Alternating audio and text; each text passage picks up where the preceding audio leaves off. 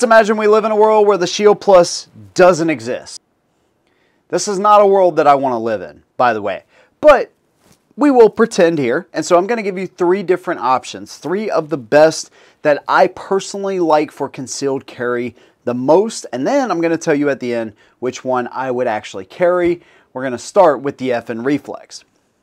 Now, if you like concealed carry content, you're looking for your first gun, or you've been doing this for a really long time, pistol reviews, rifle reviews, all that kind of stuff, I do all of that right here on this channel. Over 500 videos, so I'd love to have you join the community. Make sure you subscribe down below and hit your notifications.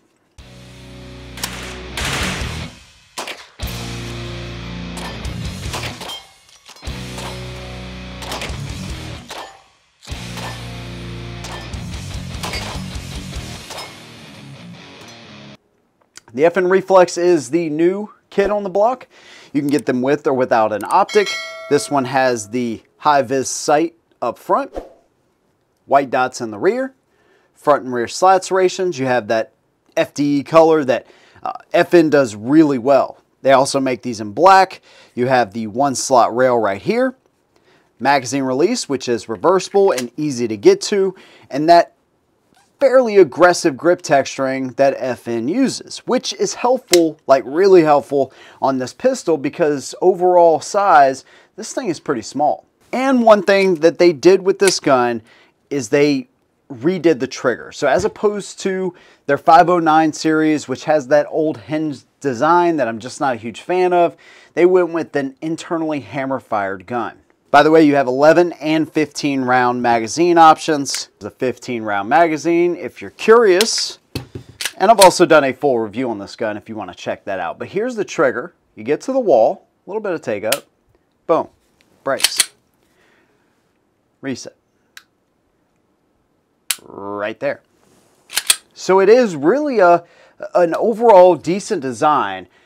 And it's probably my favorite trigger so far that FN has done. Now, that's not saying a whole lot for the striker fire guns. Again, I'm not a huge fan of the 509 series or their hinge design triggers. And so, you know, it's just me. Personally, I just don't think their 509 series trigger is that great. There are things you can do with that, but I'm just talking straight from the factory. But I think for size, weight, and capacity, they did a fantastic job. And it's a decent shooting gun. All right, FN Reflex. We got a little bit of rain, so we're gonna see how they do out here with the weather.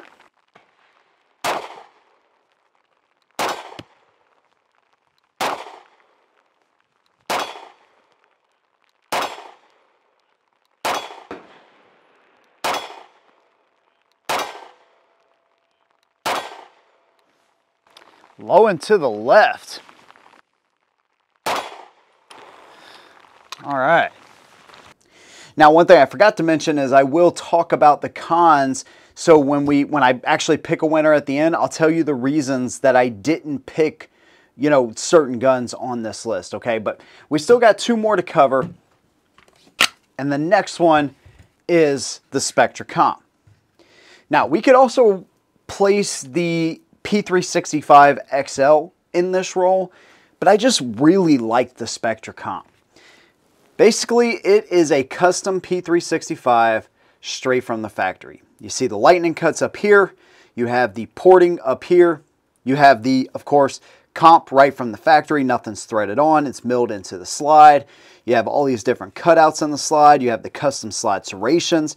It is optics ready, and it has the day-night sights, X-ray sights, that bright green dot up front, blacked out tritium rear. You have the TIN, gold barrel, and trigger, flat face, hit the wall, boom, it breaks. Super predictable. It's not the lightest trigger, but it is very predictable. Breaks, reset, right there. Magazine release, of course, and then their LXG laser engraved grip. So when it comes to the best feeling gun in this size range, this takes the cake. This and the XL feel the absolute best. For my hand size, it is absolutely perfect. And that does translate on the range with the Spectra Comp. Better, I would say, than the FN Reflex. You also have compatibility with the X Macro as far as your magazines. So the 18 round X macro mags will work. And of course, I'm carrying it in a Tolster Oath. This will accommodate the optic, and eventually I will put some kind of optic on here because that'll make it even better. By the way, there's your viewport, so you can see your brass down in the chamber.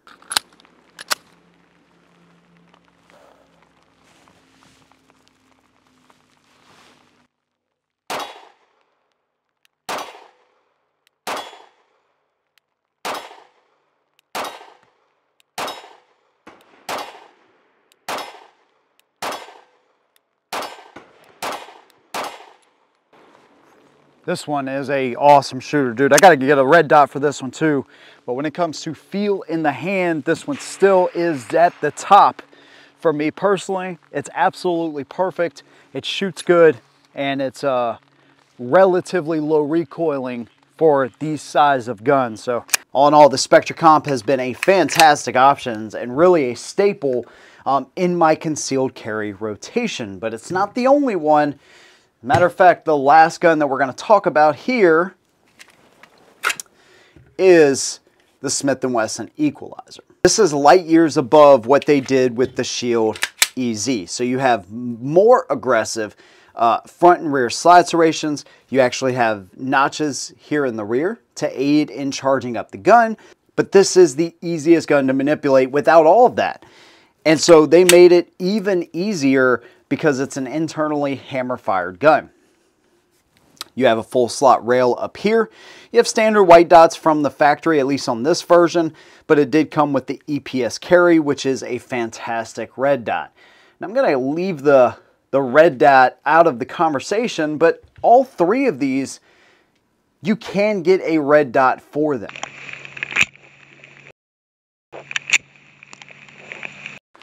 This is actually a good test for these guns, dude.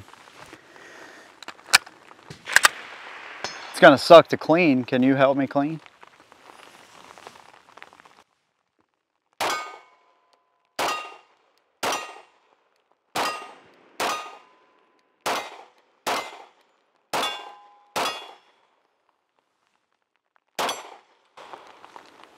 Such a nice shooter, dude.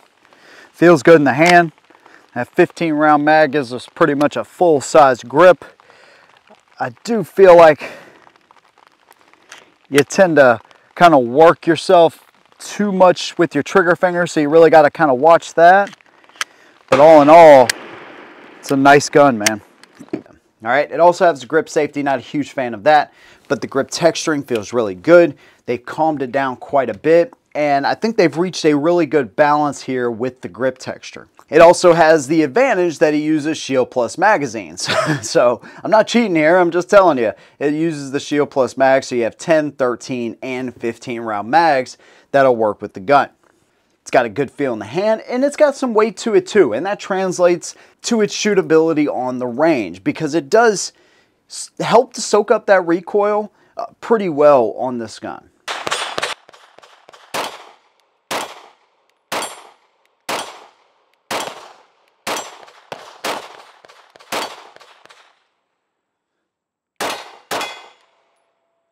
You have your viewport right there, so you can see your brass down in the chamber. And overall, this has been a fantastic gun. The trigger, it's not bad. Get to the wall, breaks. Again, very short travel, very predictable. Reset. You can almost hear it right there. So this one's got a lot of good features. We got the FN Reflex, and we have the Spectra Comp.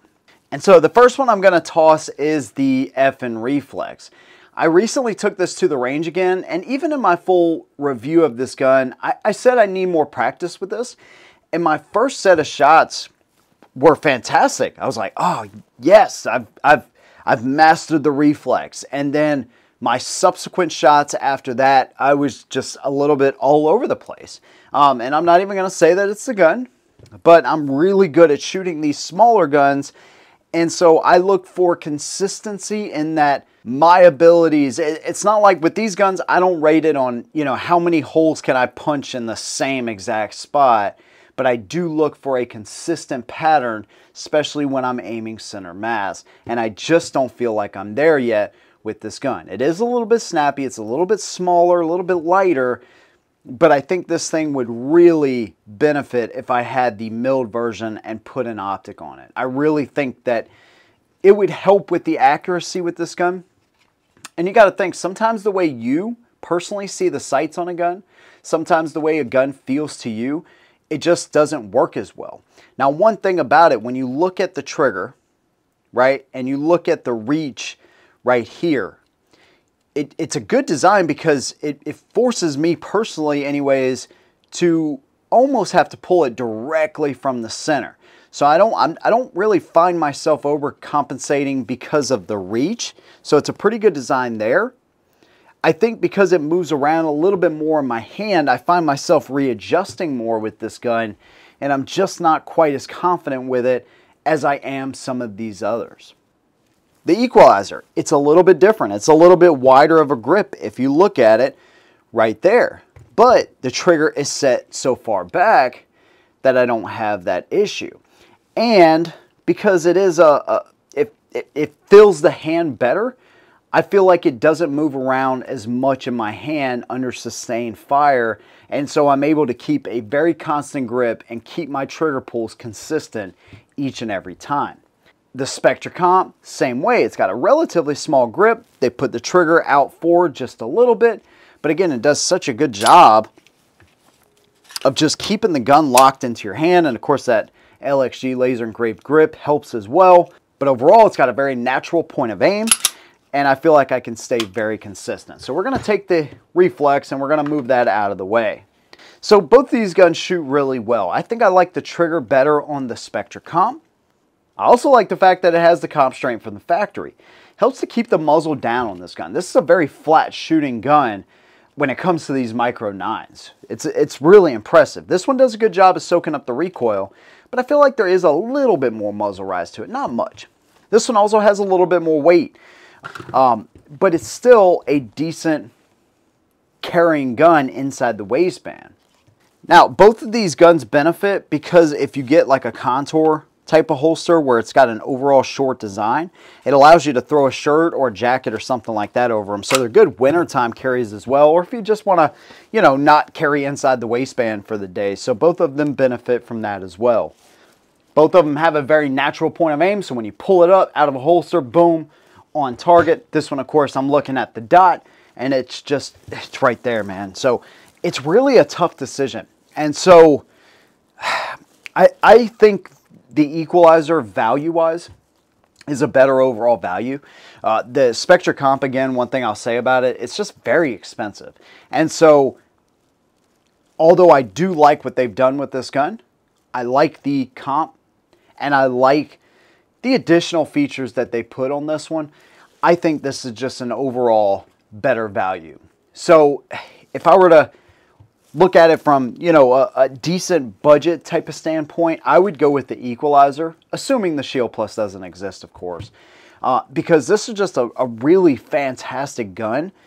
If budget wasn't so much of a concern, though, the SpectraComp is where it's at. And again, I got to throw an optic on this thing, and it'd probably be even a better of a shooter. I don't really know, but all I know is this thing is a freaking tank. And so I really love it. I just think it's a little bit too much. And so I believe that the equalizer, for a second best option to the Shield Plus, currently is the best carry gun and the one I would carry if the Shield Plus didn't exist. Now, if you like this video, maybe you'll like one of these other ones that I'll leave a card to. And if you like what I do here, consider joining the channel. Love to have you. Big thanks. See you in the next one. And as always, hold them down.